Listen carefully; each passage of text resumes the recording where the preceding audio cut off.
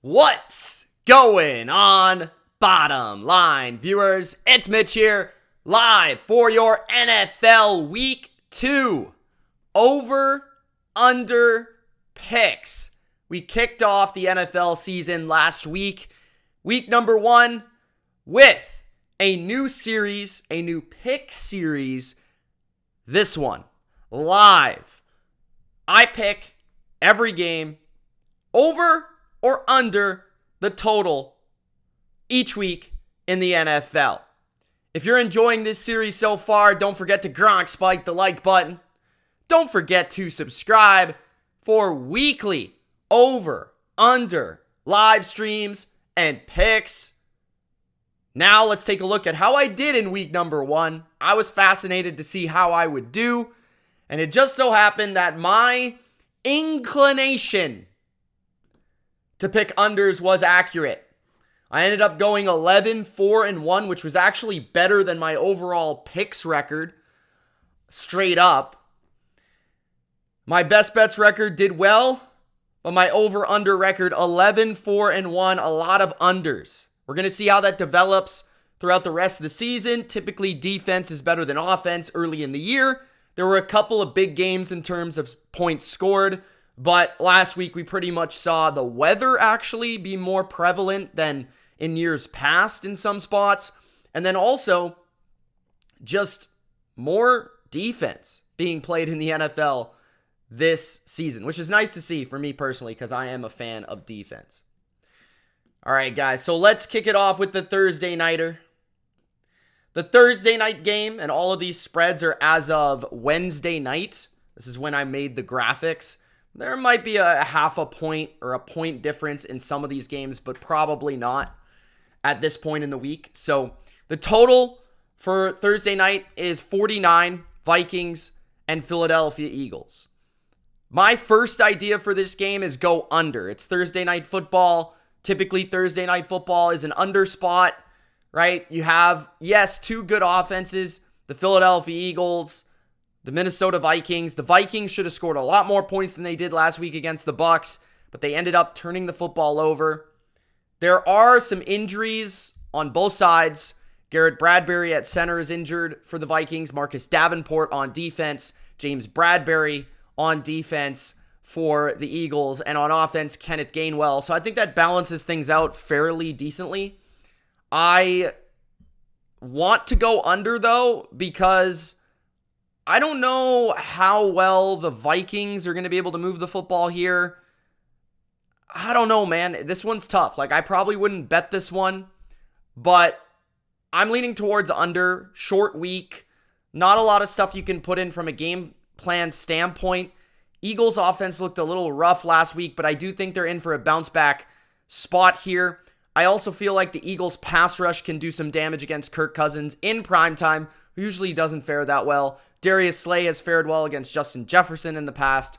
So I'm leaning towards the under, although I don't love it. I could see if this game ends up being close, I think it could be 27-20, so it would still go under. If this game is a blowout, it's likely to be the Eagles, so I could see it being like 30-17.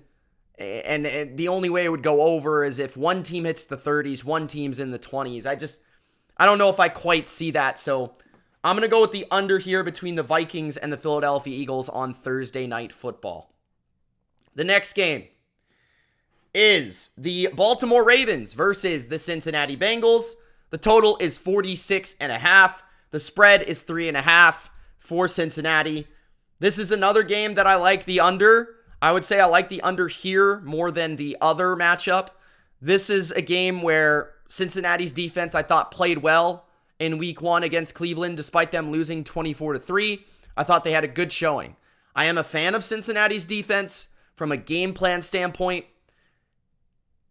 They have one of the best defensive coordinators in football. I think they low-key have one of the best defensive lines in the NFL, led by Trey Hendrickson, DJ Reader, BJ Hill, Sam Hubbard, etc. And then the Baltimore side, so there's a lot of injuries in this game. Baltimore has some injuries on the offensive line. Cincinnati still dealing with Joe Burrow, kind of trying to get back to full health, and then he looked really rusty in week 1. Cincinnati's offense looked really slow, rusty, vanilla, kind of lacking creativity and flavor against the Cleveland Browns. Some of it was due to the weather. Some of it was due to first game of the year. They haven't played in the preseason. Maybe they get the rust off here. But I still feel like the Ravens defense has played really well against Cincinnati in recent outings, even if they don't have Marcus Williams. I think that both teams just are familiar. Both teams understand what they want to do on offense. Both teams are going to be able to have a game plan to slow down the opposing offense. I feel like maybe later in the year, we see fireworks. But in this matchup, it feels like it's going to be somewhere around a 24-21, 24-20, 23-20 type of game. So I have it going under here.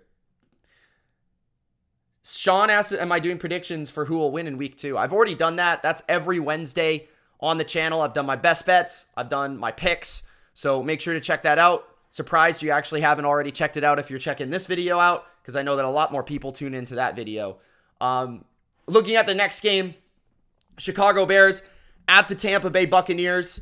This is a total of 41. This is a weird one because you have a team that I feel like is much better on defense in Tampa Bay, and a team on the other side that I feel like maybe they're not much better on offense, but they don't have a very good defense. Kyler Gordon also been placed on IR for the Chicago Bears.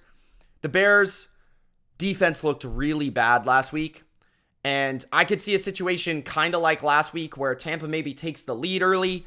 Chicago's really good at scoring points in the fourth quarter. When the game the defense gets tired, the scheme gets a little bit figured out by Chicago. They're able to attack it a little bit in the second half. So you could see a late over here. But I also like how the Tampa Bay defense matches up with Chicago offensively from a Todd Bowles standpoint. I did make the Bucs one of my best bets, -2.5, which a lot of people disagree with. A lot of people are on the Bears this week. So I think if you feel like the Bears are going to win this game, you have to go over. But I feel like if you think the Bucs are going to win this game, I think you've got to go under. So I'm going to take the under just for the fact that I think the Bucs will win. So I think it will be a bit of an ugly football game in Tampa Bay in the heat. I'm going to go like 20-17 for the Bucs. So I think it's going to go just under, just a little bit, but I wouldn't bet the total in this game. Next, you've got a total of 40, and this is my first over of the video.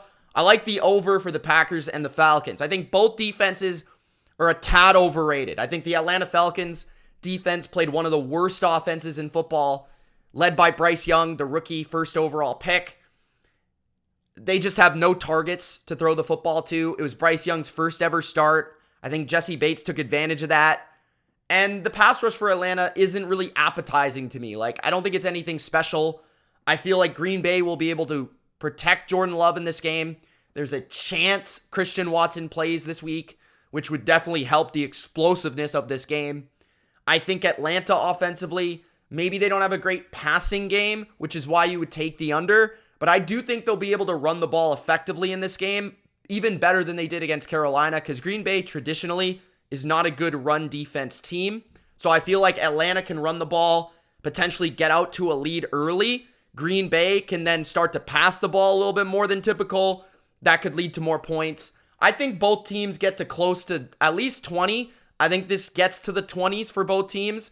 I think it's like a 27-20, 27-23, 24-23 type of game. It's a super close game. I think it could go either way, but I think both teams are scoring in the 20s. I like the offensive matchups more than I like the defensive matchups, so I'm going to take the over 40. This is still a pretty low total for a game that's going to be played in a dome. Next game is 39 for the Texans and the Indianapolis Colts, and despite the low number, I still think I'm going to go under here. I really liked what I saw from the Houston Texans defense in week 1 against Lamar Jackson. They play a similar quarterback in Anthony Richardson in terms of a really great athlete that can move, and I didn't think they had really any issues with that. Texans have a low-key, pretty good defense, good defensive line. They're very well schooled, very well taught by DeMeco Ryans. They seem to have picked that defensive scheme up very quickly, and they've got a lot of professionals on that defense in the secondary, up front. They've got fast linebackers. I think the Texans defense looked really good. And then the Colts have a really good defensive line. They're really good in the middle of the defensive line, especially with DeForest Buckner And with Grover Stewart, that is where the Texans have injuries. CJ Stroud should be under a lot of pressure in this game from the front of the Colts. I don't think the Colts will have, really that chance to be exposed on the perimeter like they were against the Jags. So I feel like the under is actually a pretty good bet here for this game, despite it being at 39. I think it's at 39 for a reason. 2 rookie quarterbacks, 2 rookie head coaches. I think especially D'Amico at home is going to play this close to the vest. CJ Stroud probably won't try to turn the football over very much, probably play it very conservatively. And then Richardson is just going to run whenever he doesn't have, a good look in the passing game. So I like the under in this one. Then you've got the total of 51 for the Kansas City Chiefs and the Jacksonville Jags. This is a tricky game. I feel like this could easily go over, but it could easily just slide under. The concern I have here is I kind of feel like the Chiefs are going to come out with a revenge spot, and I wonder how that will hurt the total, because I think the Chiefs' defense is a lot tougher than a lot of people give it credit for, but I also feel like Trevor Lawrence can make some plays that just like any defense will have trouble with. Calvin Ridley's a really good player. And then the Chiefs score on everybody, basically. So, especially with Travis Kelce back in this game. I think a lot of people are going to bet the over, but I don't really know, man. I'm kind of stuck in the middle. I think the Chiefs have good corners. I think the Chiefs with Chris Jones back can get a little bit of a pass rush against an exposed offensive line. But here's what I have a problem with for Kansas City. They got to go to Jacksonville, which is going to be very hot and humid. And I think it's going to lead to offense because I think the defenses, especially late in the game, are going to wear down. And I think they're going to get, that cardio is going to be tested, especially for a guy like Chris Jones, who's been out of training camp, hasn't been prepared. So I'm going to go with the over, just barely though. I could see it being like 34-24, 31-24, something like that, where it ends up going over for the Kansas City Chiefs. So I'm going to take the over in this game. Next, you've got the Las Vegas Raiders at the Buffalo Bills. This is a pretty easy pick for me. I'm going over 47. I understand there's some Raiders, or I put the wrong spread there. That's actually supposed to be Buffalo minus 9.5, so don't read too much into that. 47. So 47 is the total. I'm going with the over in this game.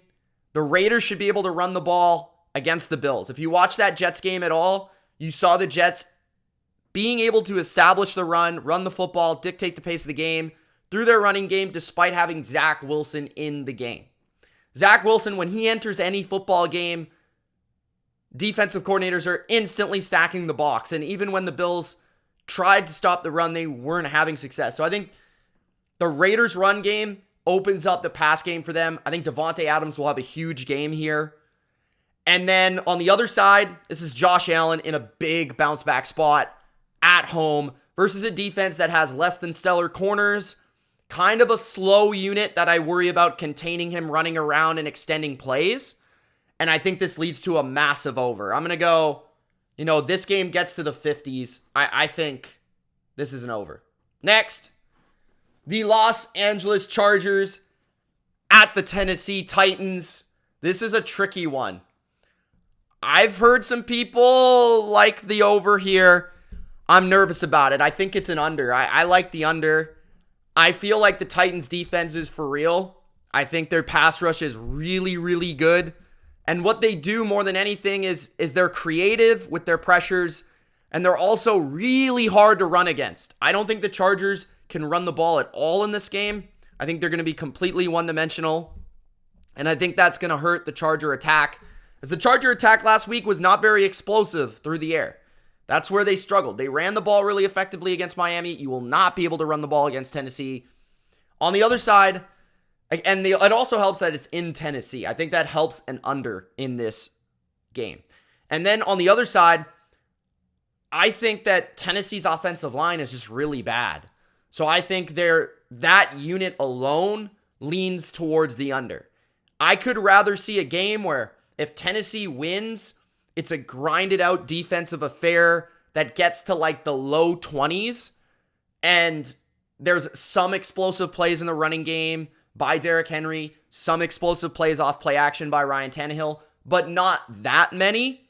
And then if the Chargers win, I could see it being a game where they just outright win like 24-10, and the Titans defense just, the Titans defense tries, but the Chargers defense is just getting pressure on Tannehill.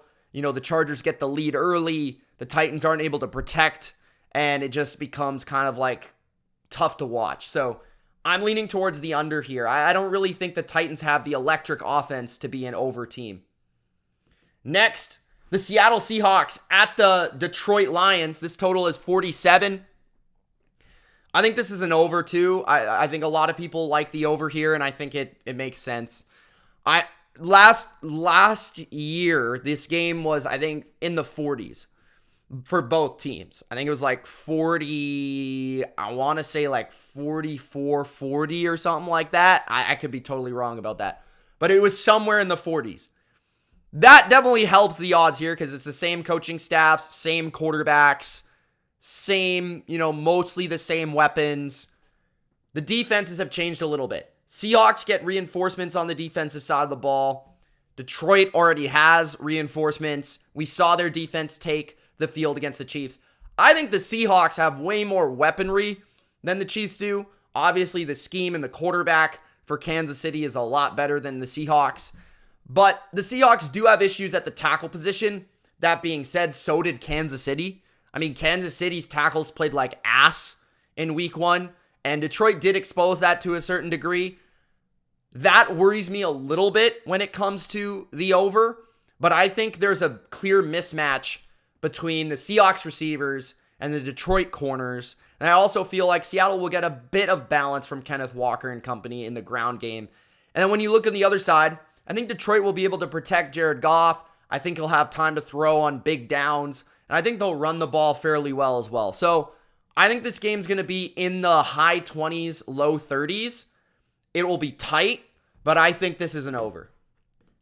Next, we've got 39.5 between the New York Giants and the Arizona Cardinals. I feel like I have to take the under.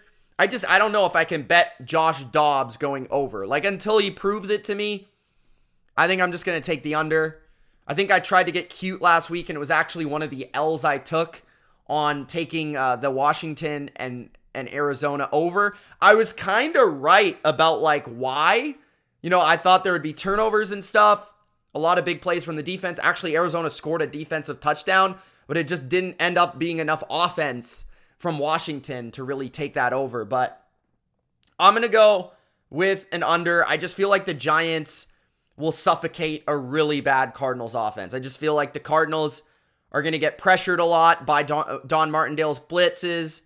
I feel like Daniel Jones is going to come out, and the Giants are going to run the ball. Run the ball because they can't pass protect. And I think the Cardinals showed a little bit more upside from a pass rushing standpoint last week than maybe we would have thought.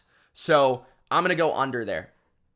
Next, we've got the Jets and the Cowboys. The total is 38. This is a very low total. The way that I see this game, I took the Jets with the points. So the way that I see it, if this game is going to be Jets cover the spread, it's got to go under. Because I don't feel like the Jets are going to be able to cover a 9-point spread if this becomes a shootout with Zach Wilson. I think this is arguably the two best defenses in football. If not, they're two of the top 4, right? There's 4 defenses in the NFL to me that are clearly the best. It's Dallas, it's the Jets, it's the Niners, it's the Patriots. Those are the 4 best defenses in football by a mile, in my opinion. So if any of those mixture of teams are playing, we've seen Dallas in a game last week where they understood that they were going to dominate the defensive side of the ball, and they played very conservatively. You throw into the fact that, okay, Brandon Cooks might not play in this game. That takes away one of the weapons from Dak Prescott. If this game's going to go over, it's because Dallas blows the Jets out. If the game goes under, it's going to be competitive. The Jets will hang in there. Zach Wilson won't turn the ball over. And I feel like they're going to run the ball a lot, and they're just going to punt back and forth and play it conservative on both sides. And it's just going to be one of those grinded out affairs. That's kind of what I think is going to happen. I kind of just feel like Dallas is going to slowly but surely take this game, but it's going to be like tight all the way through. And Dallas is just going to ensure that they don't turn the ball over and make those Josh Allen mistakes that allow the Jets to get in this game and win the game. So I think it's going to go under. Next, the total is 39 for the Washington Commanders and the Denver Broncos. Another super low total in the NFL. And one of these games is bound to go over here. This one kind of feels like it might be the one, to be honest. I kind of feel like this is the game that could go over. I just have a gut feeling about that. But then when you like really talk about the matchup, Denver couldn't score against the Raiders. So like what makes me feel like they're going to score against Washington? Denver's defense, I thought, played pretty admirably against a pretty good Raider offense, but they didn't really get a lot of pressure. So can Washington's offensive line protect better than they did last week? Can Sam Howell get rid of the ball quicker than he did last week? Terry McLaurin didn't exactly look healthy last week either. This one's really tough. I would advise against betting this. I think this is a really good line. Why not go over just for the sake of it? I think this game could be a low-key over. All right, so I'll take the over here. I don't really know why. Just kind of have a feeling. Next, we've got the 49ers versus the Rams. Total is 44.5. I'm going under. I just have seen Matthew Stafford struggle against this Niners defense with far more talent. And that's point blank, period. I just feel like the Niners defense is too good. This is too big of a number for this defense. This defense is too good. I think, and especially if you think the Niners are going to cover, I think this goes under. Because I think the Niners probably win like 27-10. Something like that. I think this number's off. I just don't see the Rams being able to replicate their success that they had against the Seahawks at home against the Niners. Niners pass rush is too good. Their defense is too good. They're too fast. I just don't see where the Rams score points. I don't think the Niners will score points early, but I think as Kyle typically does, in the second half, he'll take the foot off the gas. They'll start to run the ball. They'll play it conservatively once they figured out that their defense is playing well. And I think the Niners kind of suffocate the Rams and win this game. So I'm going to go under. Next up, we got the Miami Dolphins at the New England Patriots. The Patriots and the Dolphins. Everybody is going to be betting the over in this game because of the Miami offense. And they saw Mac Jones look really good against the Eagles in certain moments. And that's exactly why I'm taking the under. I think the Patriots defense comes to play. I think they slow down, if not shut down, the Miami attack. We've seen, you date back to that week 1 game last year with Tua in the game because he didn't play the second game. But even in the second game, New England shut down Miami. You look at the first game and Tua had 270 yards. They scored 13 offensive points. These games have gone under pretty regularly. Miami's defense has done a good job against Mac over his career so far. And even though it's a new coordinator in Vic Fangio, I definitely feel like Vic Fangio is going to have a lot of film to correct this week.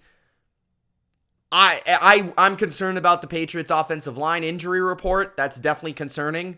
So if they are without some of their linemen, I definitely feel like this goes under.